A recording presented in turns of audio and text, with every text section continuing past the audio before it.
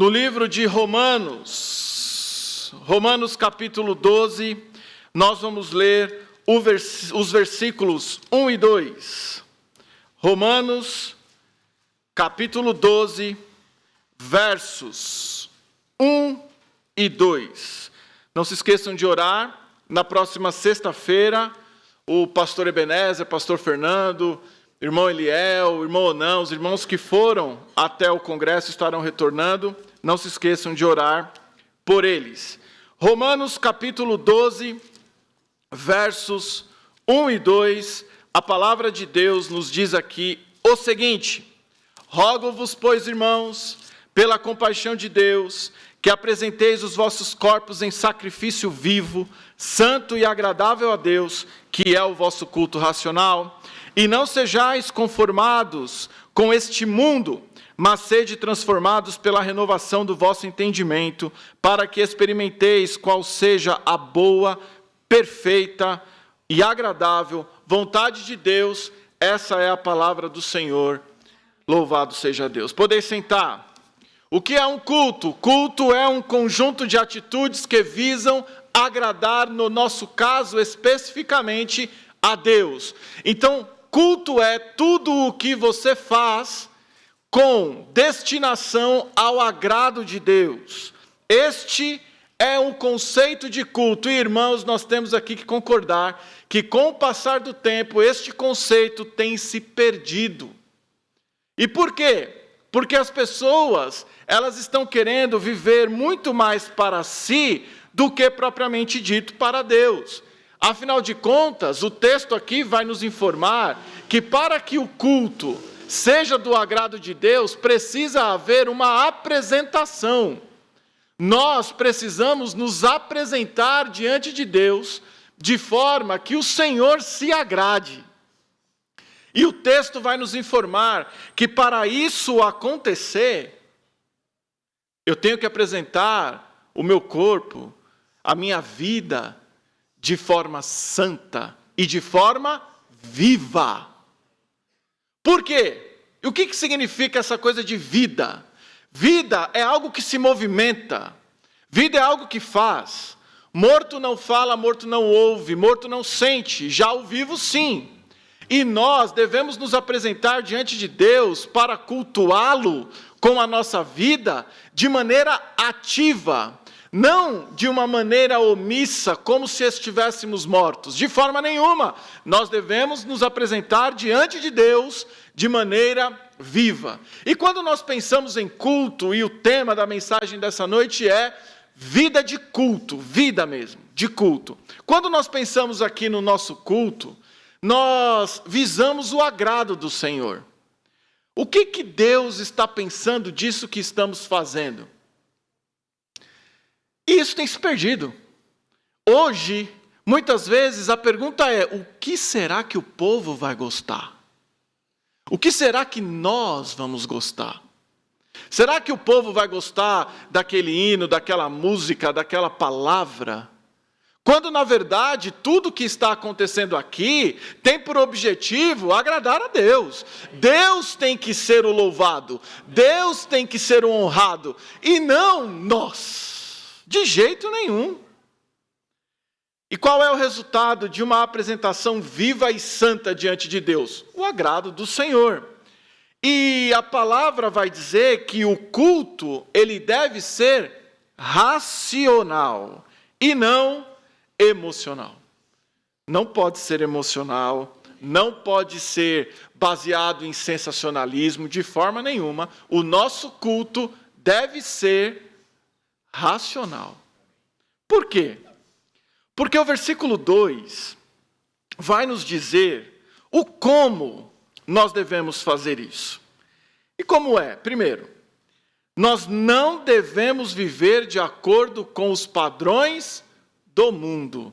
Não sejais conformados com este mundo. Irmãos, vamos pensar aqui uma coisa.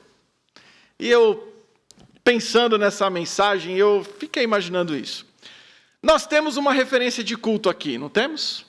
Nós não cantamos cânticos espirituais, cantamos hinos, e não sei se os irmãos repararam, hinos que vão falar sobre culto. Vem o Senhor minha vida oferecer, tudo entregarei. Culto é oferta, é entrega, é sacrifício. Vamos pensar aqui no culto. Imaginem se neste culto começa a cantar, ou começamos a cantar uma música, sei lá, um pagode. Não ia causar um escândalo? Uma música que exalta, por exemplo, a traição, a tal da sofrência. Imaginem se o irmão Lauro chega aqui e começa a cantar esse tipo de música. Não ia causar um escândalo? Não ia ser escandaloso como é que em uma igreja está se cantando uma música que exalta a traição, que exalta o sexo, que exalta a sensualidade? Ia ser um escândalo. E ia mesmo. Imaginem se este copo, ao invés de água, tivesse cerveja. Vamos apertar um pouco mais, vinho. E daí, eu estou falando aqui, ia ser um escândalo. Não ia? Num culto a Deus. Uma música que exalta a carnalidade. Uma bebida alcoólica num culto. Só que tem crente que faz isso lá fora.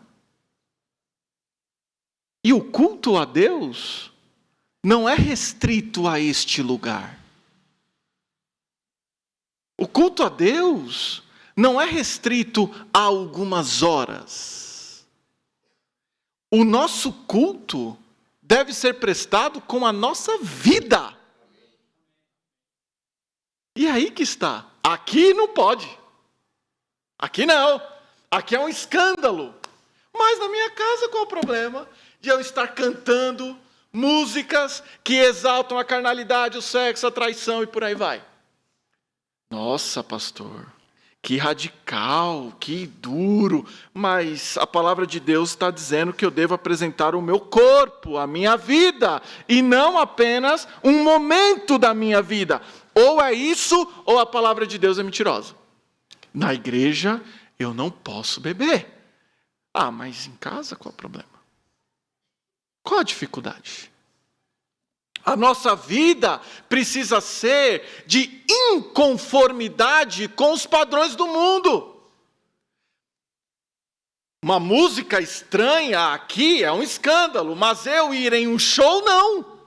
Como assim não? Se a minha vida deve ser um culto a Deus. Como assim não? Aqui eu não pulo cantando e idolatrando ninguém. Agora, num show, qual é o problema? Todos os problemas. A nossa vida precisa ser um constante culto a Deus. Irmãos, culto, o pessoal fica imaginando assim, nossa, mas que coisa. Não, culto é alegre. Alguém aqui está triste? Ou esse culto aqui está sendo triste? Ou este culto está sendo alegre? Amém. Aí eu vi um casal de crentes no sambódromo. Acreditem, no sambódromo. Postaram nas redes como se não tivesse nenhum problema. Não. Imaginem a igreja decorada com bandeirinhas de festa junina. Ao invés de cantarmos hinos aqui, a gente canta Cai Balão. Irmãos, o que nós somos aqui, nós temos que ser lá fora. Vida de culto é isso. Nós não podemos aceitar isso de forma nenhuma. Não podemos aceitar de jeito nenhum. Porque nós temos que vir até aqui por sermos espirituais e não para sermos espirituais. Aqui eu preciso viver de acordo com os padrões de Deus. Sim, mas lá fora também. Nós vamos errar, nós vamos pecar, somos fracos, somos pecadores, mas nós não podemos aceitar o pecado. Nós precisamos lutar contra o pecado. Este é o fato. Se eu relato essas coisas aqui, ou se eu faço as coisas que muitos fazem lá fora, seria um escândalo, mas lá fora não é. Estava em uma farmácia e eu tenho o costume de Cristo te abençoe, que Deus te abençoe. Eu tenho esse costume. E eu fui pagar ali, peguei um remédio, e quando eu peguei o remédio, a moça do caixa falou assim, você é pastor lá da igreja de Cidade Ademar, né? Eu nunca vi a moça na minha vida. Neta da irmã Eliude. Eu falei, sou. Aí na hora, já pensou se estivesse fazendo alguma coisa errada? Mas esse é um pensamento que aquele que não faz, que aquele que não dá escândalo, não precisa ter. Você é crente aqui, mas você é crente aonde o seu pé pisar. Aqui você não bebe cerveja. Lá fora também não. Aqui você não escuta música que desagrada a Deus e que fere a santidade de Deus. Lá fora você não deve escutar. Aqui você não vê show, luz piscando, pula-pula. Lá fora você também não deve ir. Ué, o culto é com a nossa vida. E nós temos esse princípio claro lá na igreja de Corinto. As mulheres imorais naquela época usavam cabelos curtos. Paulo vai dizer, mulheres cristãs usem cabelos compridos.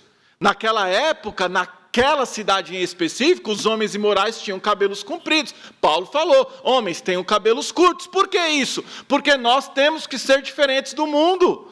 Era algo específico lá para aquela época, para aquela igreja, específico. Só que nós temos um princípio ali, e um princípio que nós devemos aplicar nos nossos dias. Se o mundo vai por esse caminho, eu tenho que ir pelo outro. Eu não devo me conformar com as práticas do mundo. Ou a minha vida é um culto, ou qual é o sentido de eu estar aqui louvando a Deus e lá fora não sendo um crente no Senhor Jesus? Não faz sentido.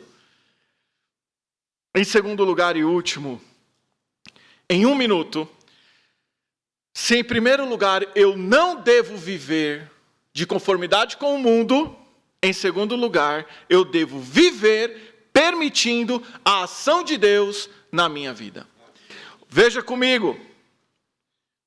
Mas sede transformados pela renovação do vosso entendimento, para que experimenteis qual seja a boa, perfeita e agradável vontade de Deus. O que significa isso? É um processo. Veja aí, a transformação é um processo. E um processo diário. Um processo em que a minha mente é renovada diariamente. Pela transformação da renovação da vossa mente. O que significa isso? Significa que estes princípios, nos quais eu apresento-me diante de Deus, de forma santa, de forma viva, devem ser renovados diariamente. E nisso eu vou crescendo e pecando cada vez menos. E essa transformação vai resultar no quê? Eu vou experimentar. O que significa isso? Eu vou viver, eu vou sentir a boa, perfeita e agradável vontade de Deus. Ou seja, é uma grande bênção. Irmãos, é só assim que vamos nos manter fiéis a Deus. É só assim que vamos nos manter vivos diante de Deus. É só assim que vamos nos manter santos diante de Deus. É só assim que vamos nos apresentar diante de Deus. Há um tempo atrás, pregando na mocidade, o nosso jovem Kaique disse uma coisa muito interessante. Ele disse assim, que para perseverarmos, nós temos que carregar a nossa cruz todo dia. E este todo dia vai desembocar numa instância que vai resultar na fidelidade até a volta de Jesus. É todo dia. Não é um dia sim, 10 não. É todo santo dia. E é assim que nós viveremos, de maneira que vá agradar a Deus, em um culto. E eu posso rir, eu posso torcer para um time de futebol, eu não posso idolatrar. Estava assistindo um documentário onde um argentino disse: Maradona é o Deus, o Messi é Jesus. É uma idolatria. Não podemos idolatrar jogador, artista, político, não podemos idolatrar ninguém. O nosso culto visa agradar um só, Jesus Cristo, o nosso Senhor. Então, culto é um conjunto de práticas que visam agradar a Deus, como nós estamos vivendo lá fora. É uma vida de culto. Se temos assuntos a resolver para que se torne uma vida de culto que agrade a Deus, vamos fazer, vamos orar. O Senhor vai nos ajudar. Se há alguma coisa que esteja atrapalhando, vamos confessar o nosso pecado, o Senhor vai nos perdoar. Então vamos juntos, irmãos, vivendo uma vida que agrada a Deus. Amém? Esta é a palavra de Deus para nós nessa noite. Convido você a ficar em pé.